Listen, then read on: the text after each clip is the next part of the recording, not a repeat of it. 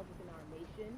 I think America is going through an unraveling right now, a much needed, a much necessary one. And I think all eyes on us, right? There is no, oh, I was on the subway for an hour, so I didn't miss that thing that happened. No, everybody was home.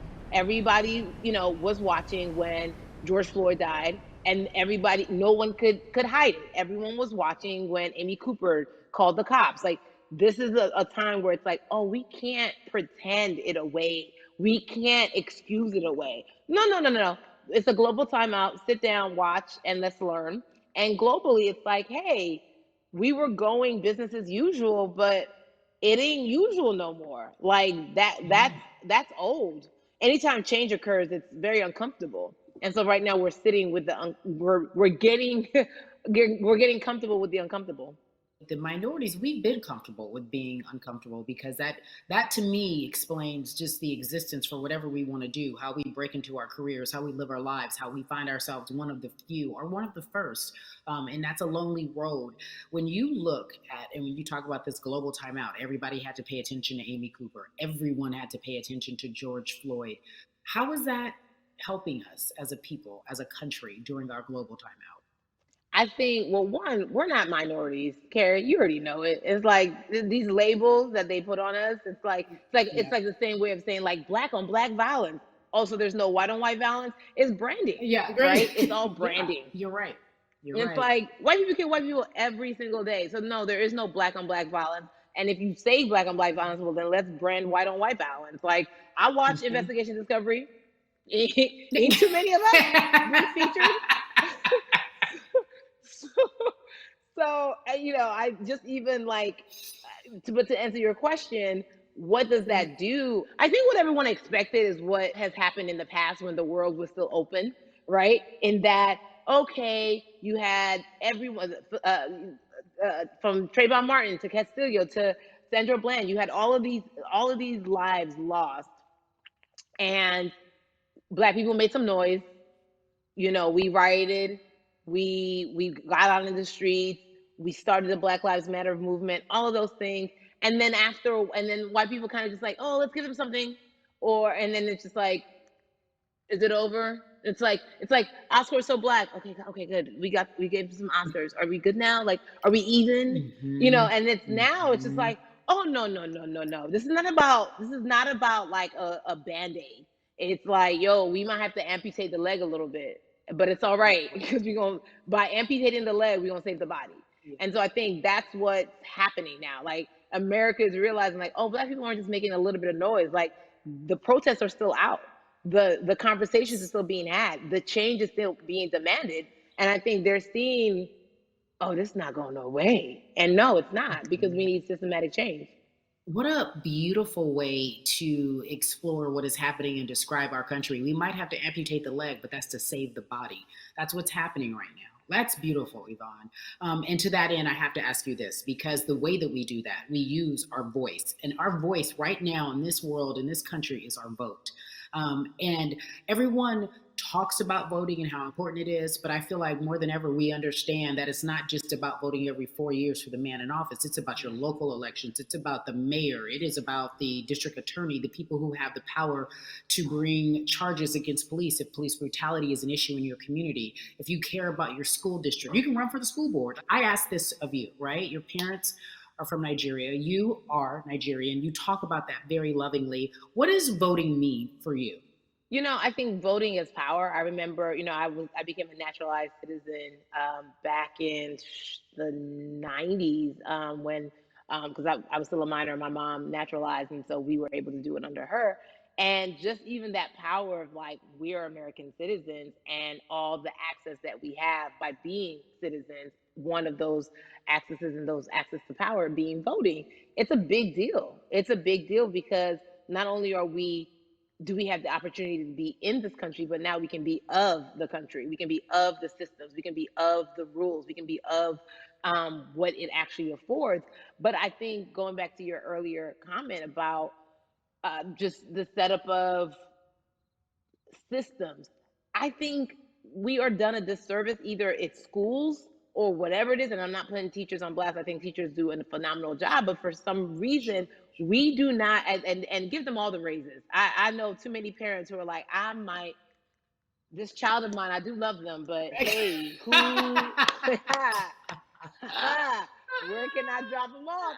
And I do think that there's a disservice done because, again, when we talk about them, to your point, we talk about every 4 years. It's important to vote for the presidency. We don't realize, like, oh, snap, we actually can vote about, like, how much our libraries get. It's like small things like that, but they make a big difference. When you think of voter suppression in this country, what does it look like for you? It's the systems. When we talk about voter suppression, we also talk about systematic racism, right? It's all the systems that set up. And we've normalized, okay, maybe your job will give you a half day, or maybe, you'll be able to get this luxury. It shouldn't be a luxury. It should be built into the system. It should be built into the fabric of how we vote. But maybe you'll be able to get this luxury in order to enable you to go vote. Think about everything disenfranchised, marginalized Black person has to endure in a day. So in a day, you need to get to work. If something happens to your car, if something happens to your child care, if something happens to, there's so many factors along the way that can send you into a tailspin as an American. And then you add on as a person of color. If you're just trying to get to vote and you already have to go through all of these hurdles and hoops in your everyday life, imagine the one day when your voice really is supposed to matter the most in this country. But then you also see all the times that you tried to have your voice matter, and then it's been shut down, repressed, told it doesn't matter. And then you're kind of like, what's the point? How do we keep hope, though? If I'm watching this right now, how do we as a people stay hopeful? How do we believe in the promise that these quote unquote forefathers have given us? Because have you met black people? By default, like hope is infused in our DNA. Like you know what I'm saying? Like by default, like if we haven't been broken now through, be it through You're right. slavery, through Give capitalism, it to me. through Give it to me. colonization, through Yeah, segregation, you're right. through I mean, listen, the history of black people in this country is at one point we were 3/5 the people. Mm-hmm. That's it. That was a written law. And look at us now. We are whole. We are black girl magic. We are black boy joy. We are, you know what I'm saying? What I think about in terms of giving us hope, right? We're making a lot of people nervous right now, Cari. We're making a lot of people nervous right now because they're like, dang, we put all these obstacles in their way, and these jokers are resilient. But that should give us hope. That should give us hope that, like, we can't stop, won't stop. I mean, I went to the school of Diddy, you know what I'm saying? Hashtag, Harlem shaking it right now. Can't stop, won't stop. And I think that's our motto. We can't stop voting and we won't stop voting. We can't stop marching and we won't stop marching. We can't stop thriving and we won't stop thriving. To that end, because you led me directly there, I've been asking everyone who's appeared on this platform, what does activism look like? And I feel like back in the day, we had an idea. Yes, it is marching. Yes, it is protesting. Yes, it is speaking out against things that we feel are not right or unjust. But talk to me about what activism looks like for Yvonne Orji. Listen, activism, I think the beauty of activism is that it has many faces, right? You're going to have the people on the front lines. Like, you know what?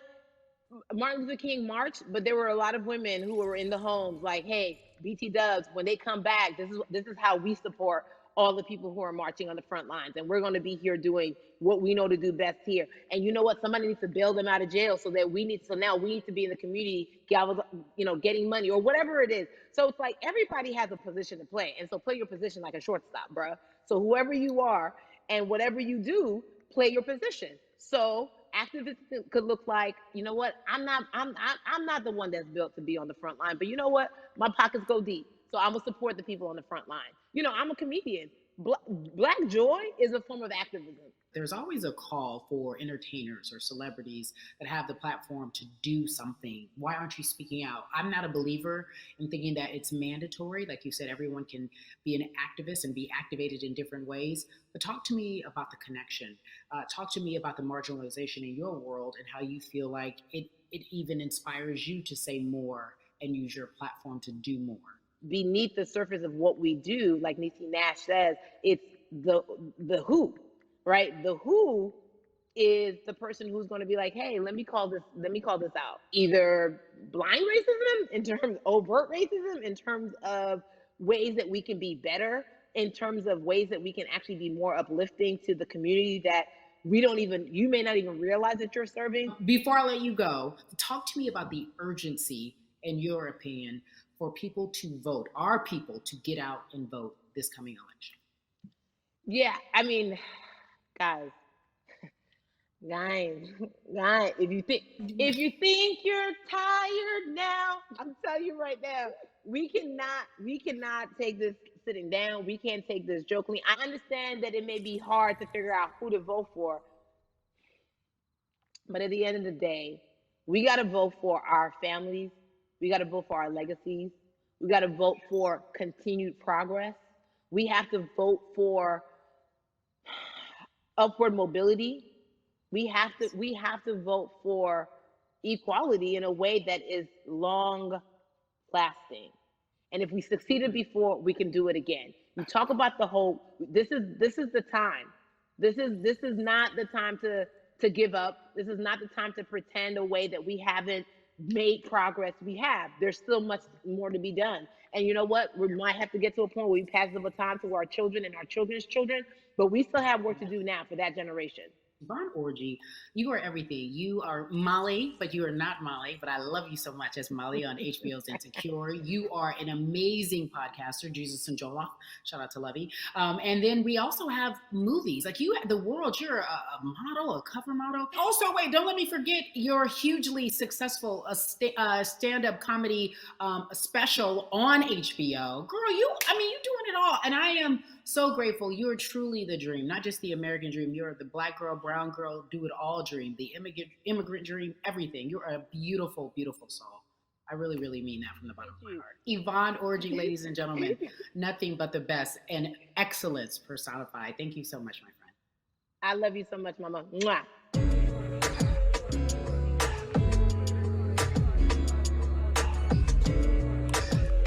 Yeah, la la. So Atlanta has been one of the hotbeds in terms of political unrest and social injustice. We've seen so much happen in that city, and we've also seen so much come from that city, including one of our very own founding fathers of the civil rights movement, and that's Martin Luther King Jr. But right now, we want to welcome in someone who has used his platform to talk about voting, to talk about racial injustice, and how he's trying to help. Atlanta's very own Russ joins us now on We the People. Russ, I'm not going to fan out and tell you what some of my favorite songs were that I listened to repeat on yours. We're going to get to the topic at hand. So Amazing. We got to talk about, recently you did an interview where you shared your outlook on culture and music. And you also were very candid about the fact that you have a privilege and that it's necessary for you to give back. Tell everybody about what that means. It's very obvious, I'm white and I'm in Black culture and I'm benefiting financially off of it. So I feel like if you're a white person financially benefiting off of Black culture, you have to put finances back into Black culture.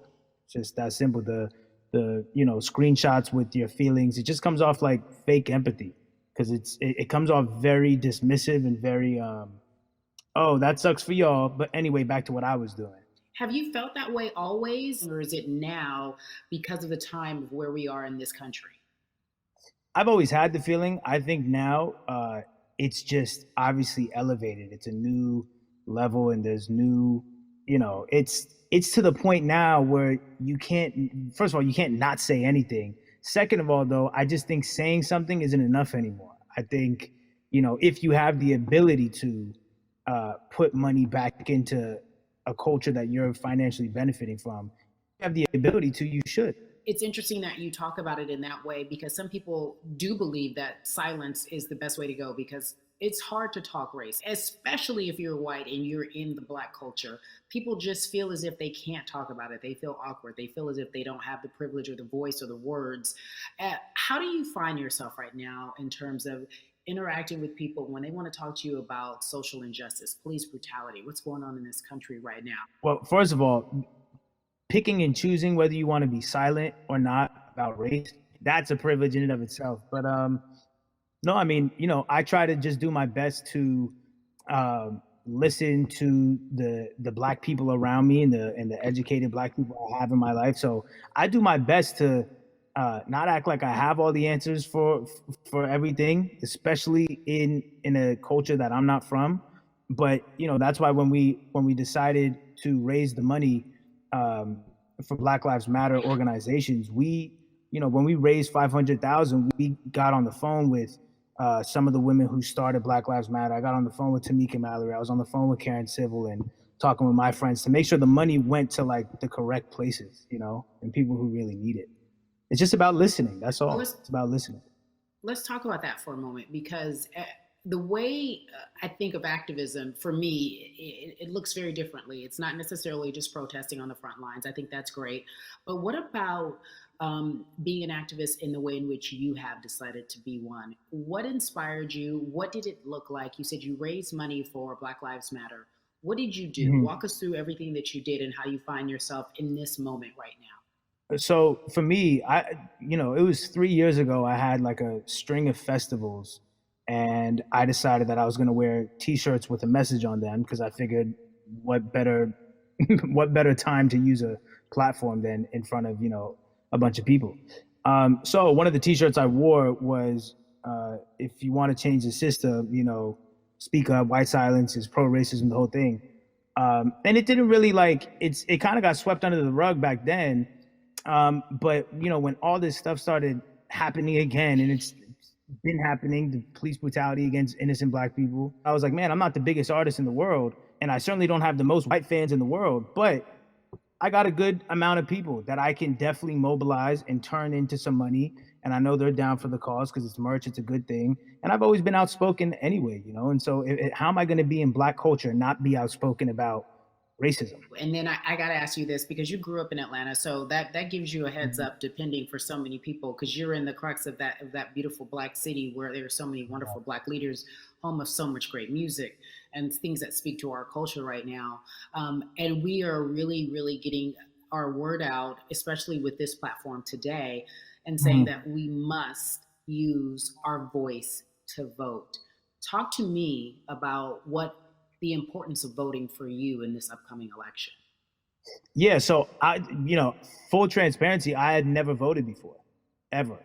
And because, I was one of those people who was like, my vote doesn't matter. And, and I don't know, maybe it's because I was younger, maybe it's because I really thought that, or I don't know, but I just think that it's got to, now this is a bit of a privilege to say it's got to a breaking point for me, because obviously it's been past the breaking point for Black people. But I think that as a whole, the young people need to get out and vote, because we're the ones that never show up.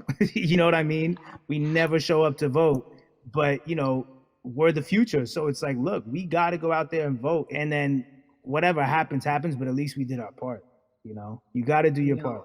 You're very candid in saying that you just decided to vote. And I think there's a beautiful irony in the fact that you have your fans saying, because of you, I'm voting. Right. And there's something beautiful about that. But I want to know why now for you. Why in this moment is it important for you to vote? And what hit your spirit to say, yes, this is the time to do it?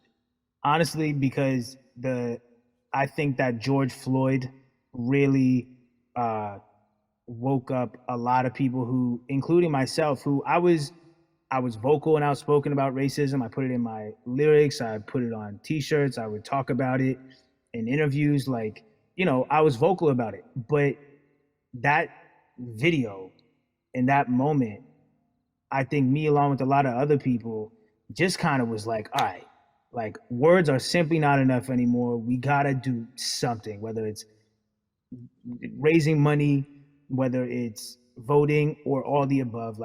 We got to do something, and I'm ashamed that it took that for me to be like, I need to raise money and I need to vote. It's a shame. And I don't know, I guess it snapped a bunch of people out of it, and even if you were vocal and whatnot, it's time to actually put your money where your mouth is. It's time to go vote. It's time to just stop talking about it and be about it, and it's been time for that. But like I said, I'm ashamed that it took me this long to actually really, really be about it, but I'm here now. So Russ, we all know that this is going to be your first time voting. Tell me what that experience is going to be like for you in terms of what you're excited about. I think, what it's going to do for me? It's going to let me know that I'm contributing to something bigger than myself, and I'm actually putting my money where my mouth is, and I'm being about it. Because for so long, and I know I'm not alone with this, but standing on the outside and just screaming about this and that and this should change, and it's like, all right, but did you vote? And so I know it's gonna feel good to know that I played a small role, and that's the problem. I think the mentality of my vote doesn't matter needs to be changed to my vote, albeit small, does matter. It's a role I'm playing, and if I play my part and you play your part and he and she plays their part, then we make a difference. But it'll feel. I have a feeling it's gonna feel very, very bigger than me. I think when you realize that giving actually feels better than receiving, that's when you start wanting to do your part and contribute. So voting is an easy way to give, Yeah. To whom much is given, much is required, and you have been given a huge platform, and we are so grateful for you, Russ. Philanthropist, artist, community activist, first-time voter. We appreciate you for doing this, okay? Thank you. I appreciate y'all.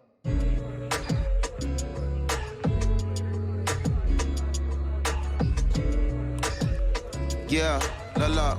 So cities like Atlanta and Chicago have been at the forefront of the discussions, especially now in this country when we're talking about COVID-19 and systemic racism, as well as police brutality and what we can do in this country.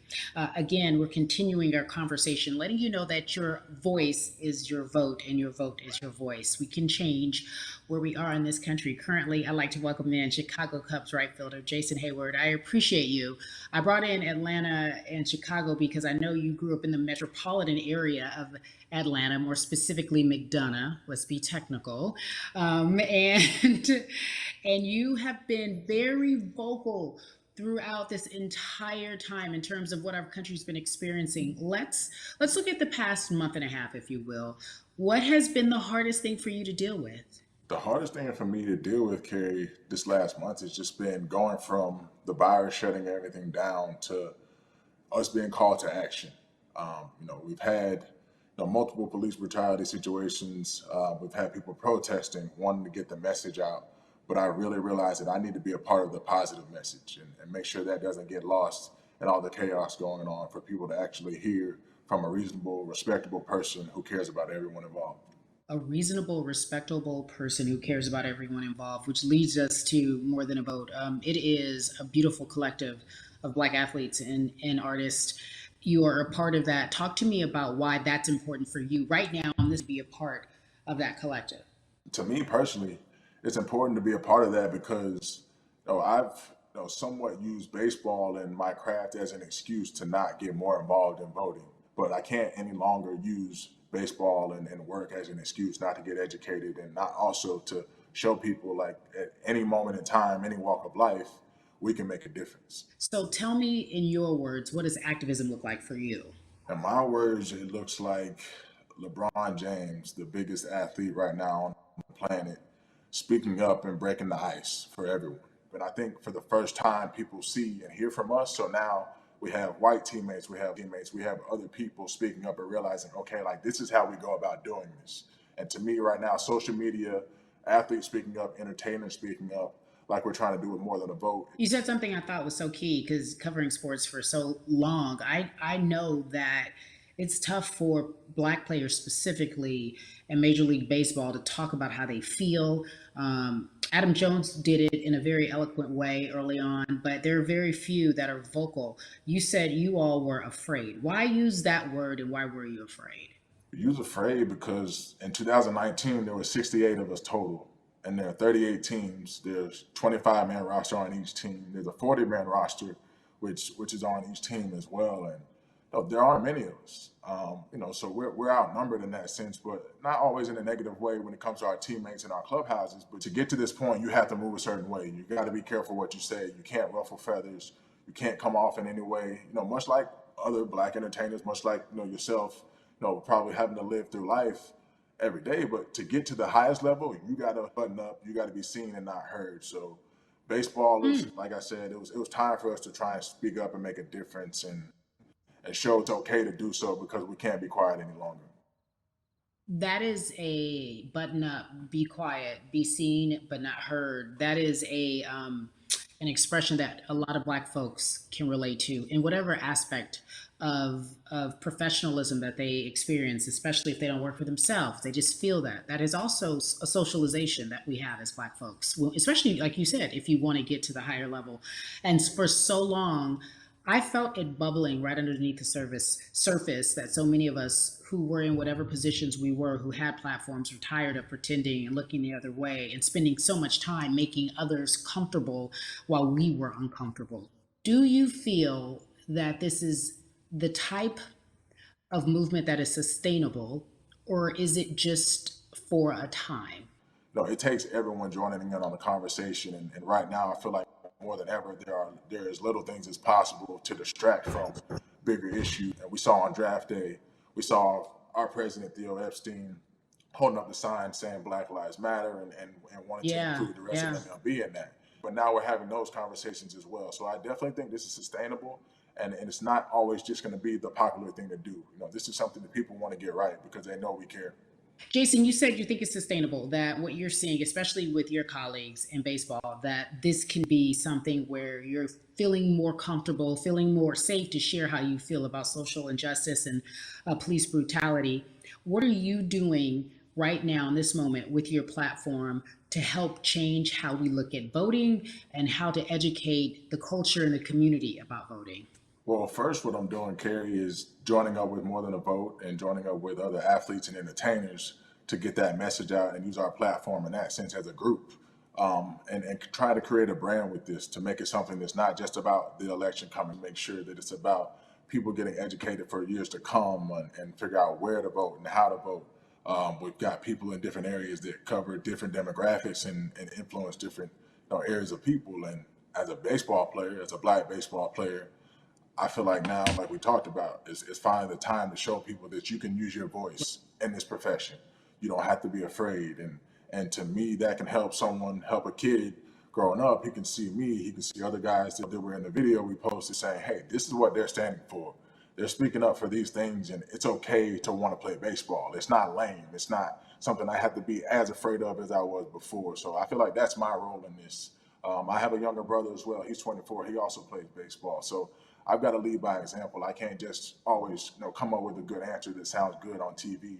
When I get asked a question on, what do we need to do to make changes? I'm joining up here to make sure that I take action and get educated myself. For one, so many people, I feel like in Atlanta, they're on the move. Or when you want to try to make a vote and try and cast your vote, you have to do it by mail. You have to sign up for the absentee ballot.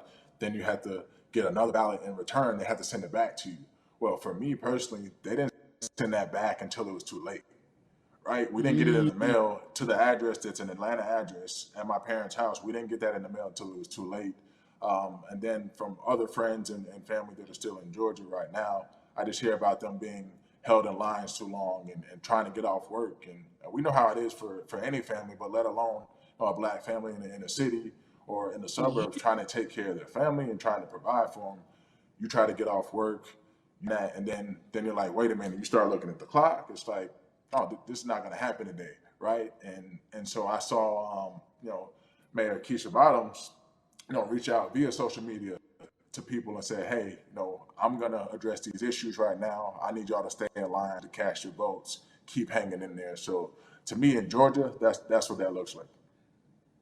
Well, it's interesting that you even bring that up because there have been all these images specifically from Georgia, because that's such a battleground, where you see people, especially when it came to the primaries, doing whatever it takes.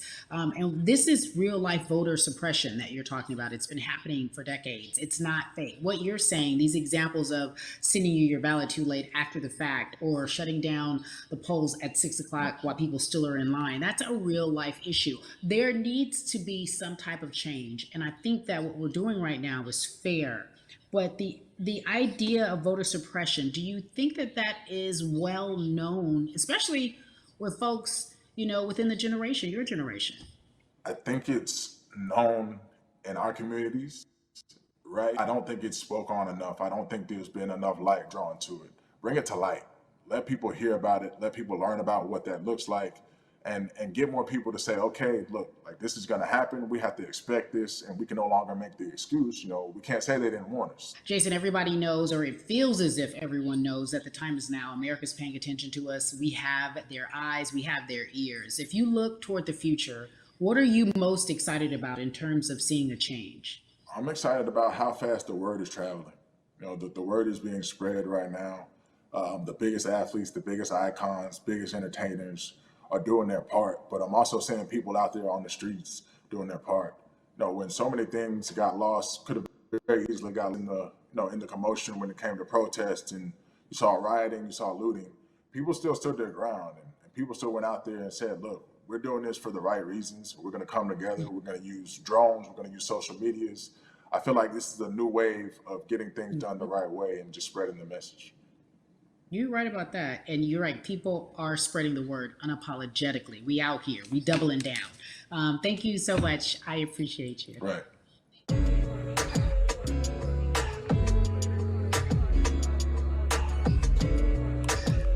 Yeah, la la.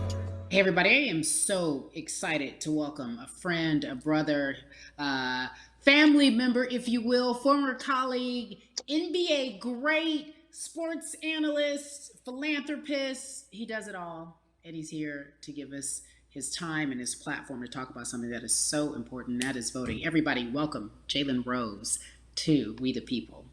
talk to me about how important it is for the people who know you and love you and look up to you. Why is it so important that you use your platform to talk about voting? Initially, we have to get past the stigma of the mental systemic racism that comes with the presidential race, governors, mayors, senators, judges.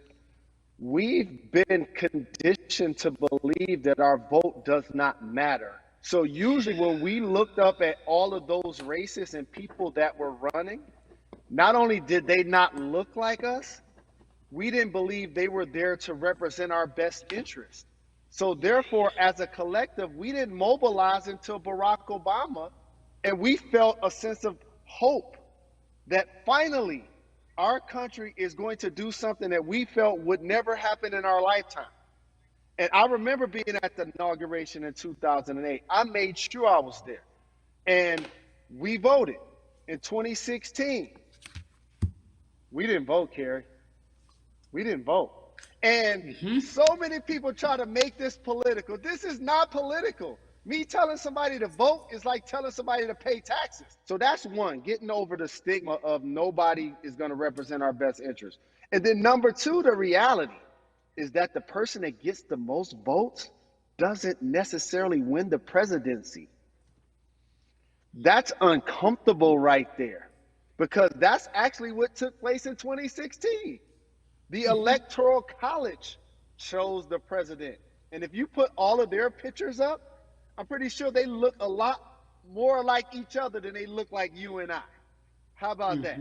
And then the third thing, especially in urban environments, oh man, they create barriers for us, Cari. It's like you got to jump over the fence, you got to run past the dog, you got to jump on the hood of the car. The lines is 5 hours long. You get up to the poll and they don't work. Elderly people working in the city, while they got the young people who understand technology working in the suburbs. Like, these are all systematic things that try to discourage us from voting. And then finally, we don't have a day off to vote. We need to work. So we don't get a day off. It's going to be a full day, and I got to work to pay my bills. So you know what I'm going to do? I'm going to mail in vote. And you know what you want people to realize? That counts too. So your vote will be counted if you're able to mail it in.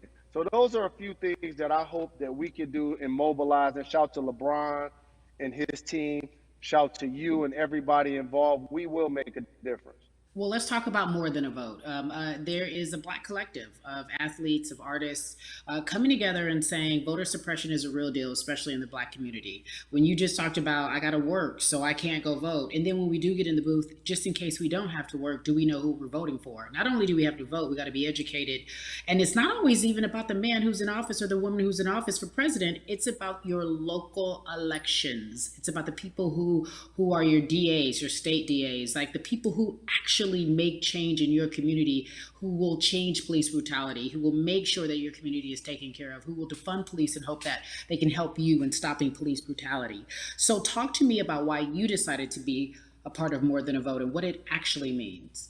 Well, it means a lot to be involved with such an impressive collective, as you mentioned. And I said this multiple times, and I know it can be uncomfortable when I say it, but a lot of times we have to get to the root of the issue before we find a solution.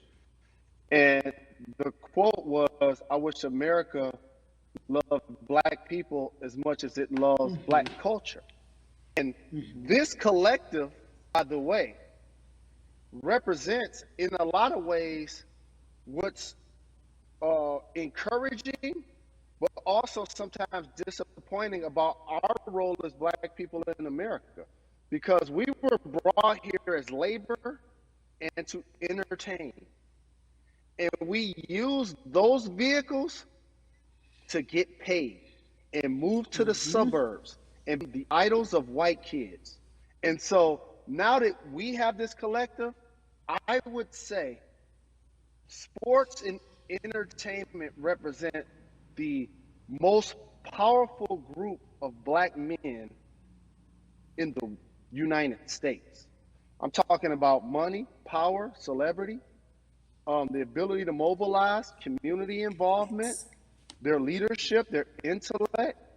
And so to have all of us pull it in the same direction at the same time for anything that we're passionate about is going to be a difference maker, but it's definitely going to be a difference maker in the 2020 vote, because we're going to make sure we inform everybody that they can let their voice be heard, and failure is not an option. Jalen, what does voter suppression look like to you? A perfect example took place recently, Cari, in Kentucky. It was 6 p.m. at night, and so many people were standing in line enthusiastic to vote. And you know what they did? Locked the doors. And you know what the people did? They continued to bang on the doors, continued to bang on the windows. They continued to let it be known they were not going to leave the premises until they got a chance to vote. And you know what ended up happening?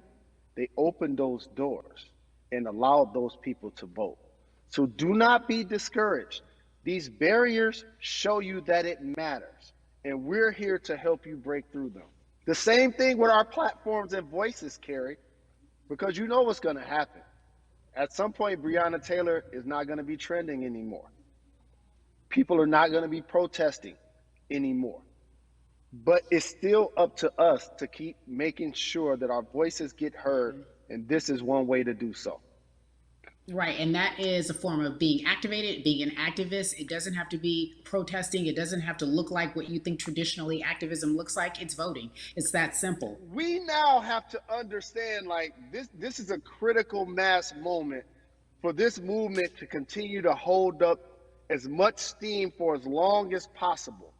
And that's what this collection is going to hopefully allow for that situation to happen. Jalen, in today's age of technology, it should be easier to vote. No doubt. It's like we call these devices smartphones, but yet I can't vote from it. All of the things that we do in our lives are in our phones. All of these barriers are things that people will need to overcome in order to create a level of enthusiasm to vote. And again, this is not political. It's your right to do so. And there's so many times where you feel like somebody may have gotten done unjustly in your community. Pay attention to who the judges are, who's running for Senate, mayor, governor. Pay attention who's running for president. And let's make sure in 2020 we make a difference. Why is more than a vote so important and invaluable in our community right now? Well, because right now, I think we have an opportunity to let our voices be heard louder than ever. Anytime you see the mobilization of white kids holding Black Lives Matter signs, that means there's a breakthrough. Now, what happens with that breakthrough is the next step. You're going to look down in your email, Cari. You're going to see all of these companies telling you how they're going to work on their diversity, how they're looking themselves in the mirror. They need to make change, just like in sports, right? You look on the field and on the court, all those black players. The further you get up, it's like altitude or a ladder. It gets thinner and thinner. And so a lot of people talk about the system being broken. I hate to remind people that it's not broken. It was built this way. And one of our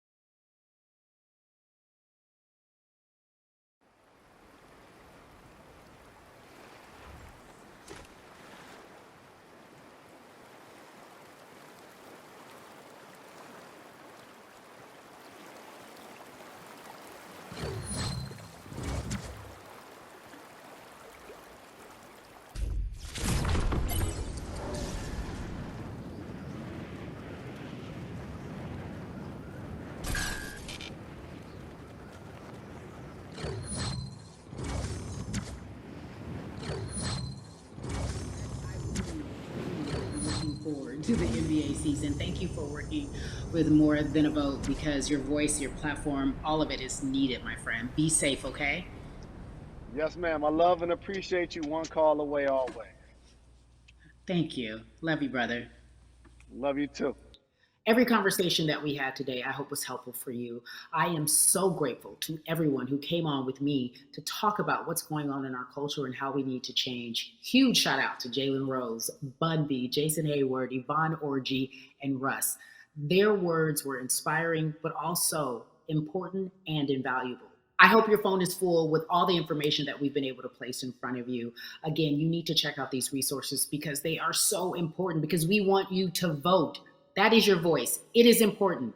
We, the people, want you to vote. So go to morethanavote.org, fairfight.com, and whenweallvote.org. Again, thank you so much for joining us and paying attention, because this message, again, is invaluable.